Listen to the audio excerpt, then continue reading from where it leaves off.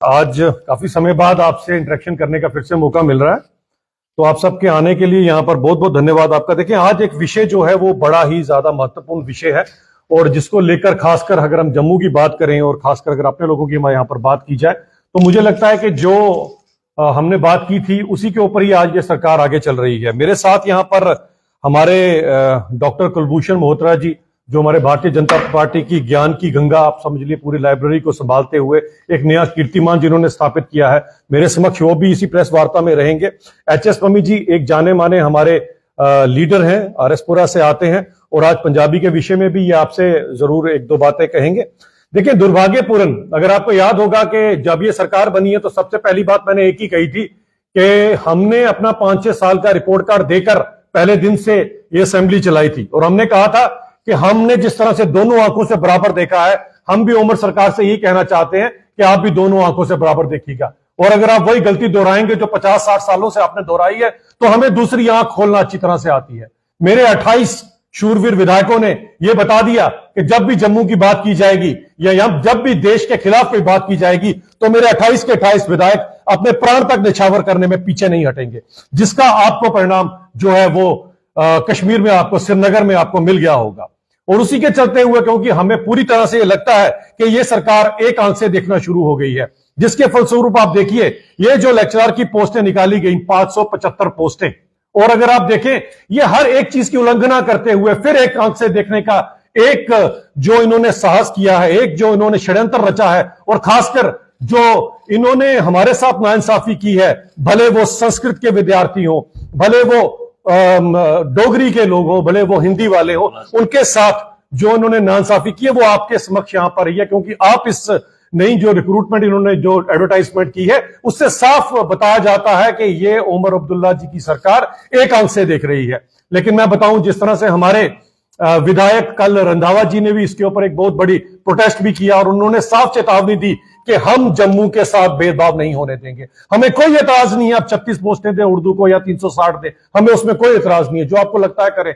लेकिन क्यों संस्कृत बोलने वाले लोगों से, संस्कृत तो एक मूल भाषा है और संस्कृत का स्रोत तो आपको पता है कश्मीर से शुरू हुई हर एक चीज, वहां पर भी संस्कृत की बहुत बड़ी एक योगदान दिया गया उस जगह से। आज आप क्यों संस्कृत को पीछे करते हुए, हिंदी को पीछे करते हुए और असी डोगरे आखने शाने करने असा जितियां ने जंगा कमसाने करने, हर एक चीज पे डोगरों को कमसान करने की क्यों जरूरत है कि डोगरी के अंदर केवल और केवल आप 3 पोस्टें देते हैं?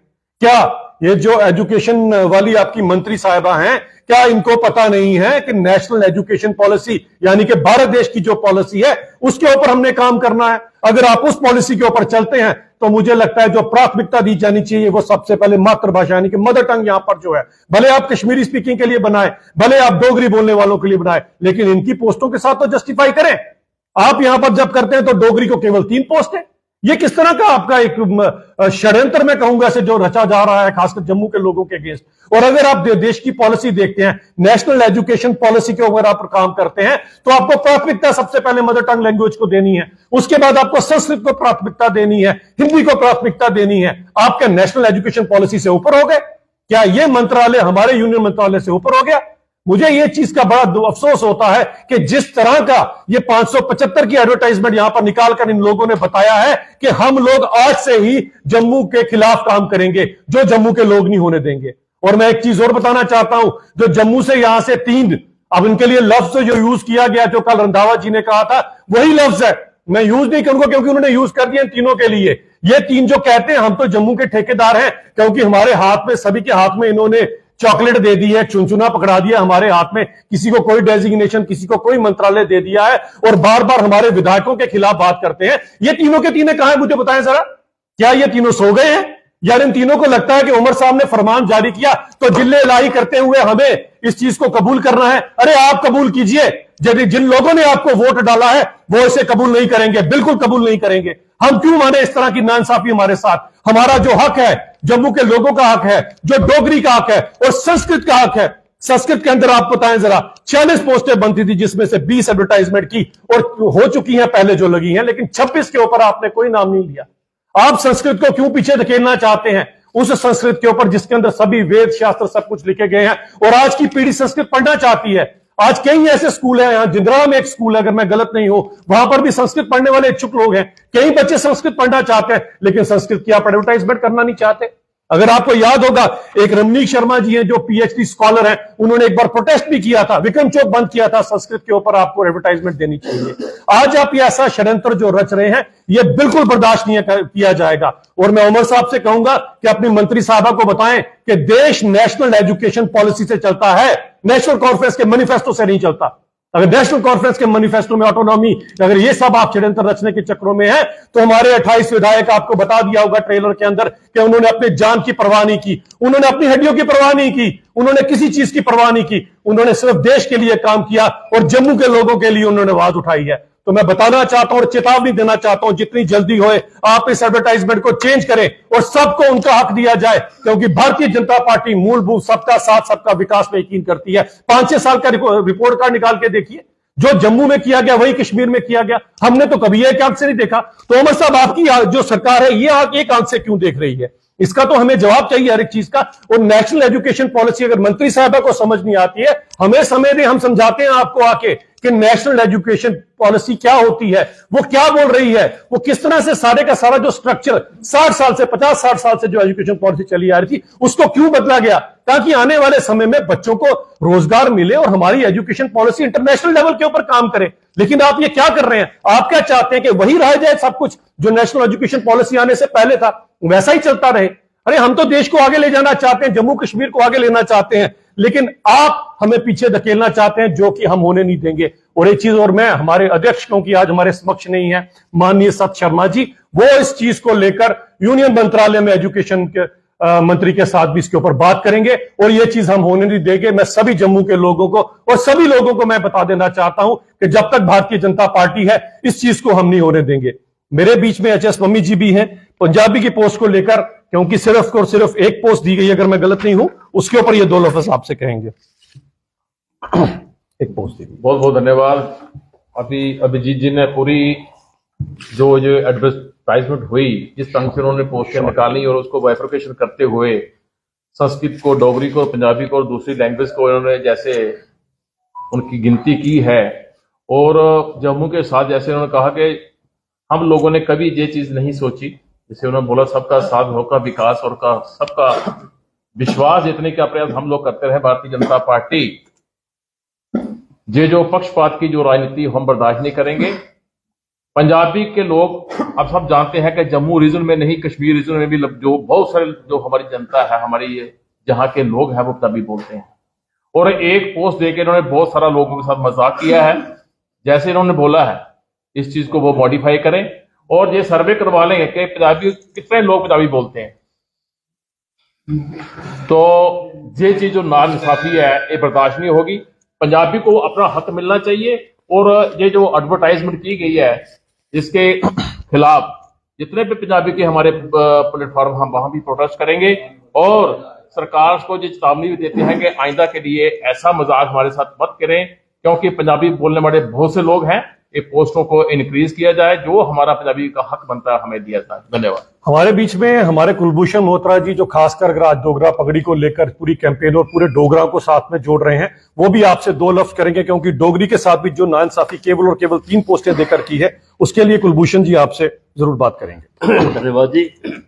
मैं आपके समक्ष ये बात रखना चाहूंगा कि अभिजीत जी ने इसके पोस्टों के बारे में सब कुछ बता दिया, लेकिन मैं ये बताऊंगा कि जब से ये शेख सरकार से लेके आज उमर सरकार तक इन्होंने डोगरी को, ये एक डोगरा राज्य था, डुग्गर प्रदेश था, और 100 साल उन्होंने जहां हुकूमत करी और आज इसको इन्होंने कश्मीरियत की तरफ बदलना शुरू कर दिया।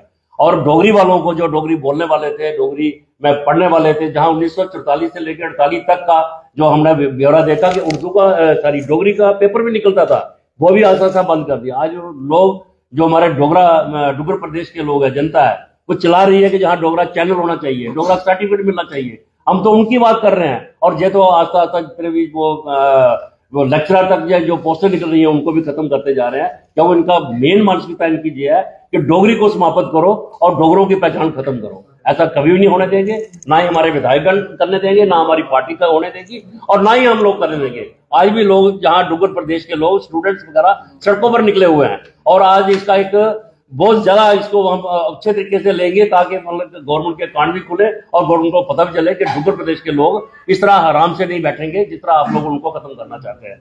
यही आज का संदेश है। आपके माध्यम से जो लोग भी सुने, इनके कान खुले और जनता को भी पता लग जाए कि आपकी पीड़ा जो है वो हमारे मन में भी है, उस पीड़ा को हम उजागर कर रहे हैं। बहुत बहुत धन्यवाद का। अगर कोई विषय सवाल सुन लीजिए। 10 साल आपकी सरकार है, आपने कभी इस मुद्दे को नहीं उठाया। डुग्गर चैनल भी चल गया, आपने नहीं उठाया। आज सरकार आई तो आप इन मुद्दों को उठा रहे हैं।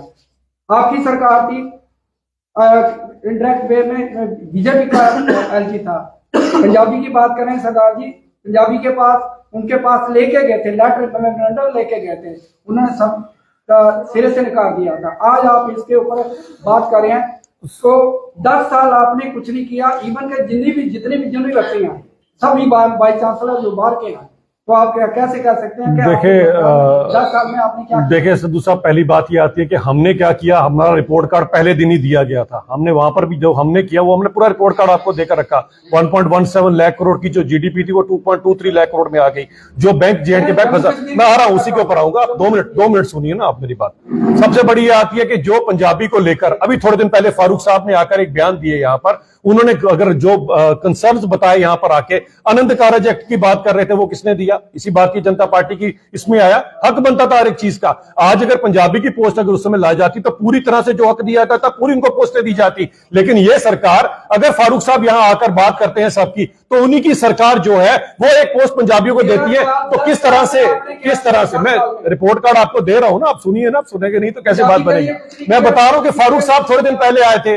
फारूक साहब ने थोड़े दिन पहले बात की।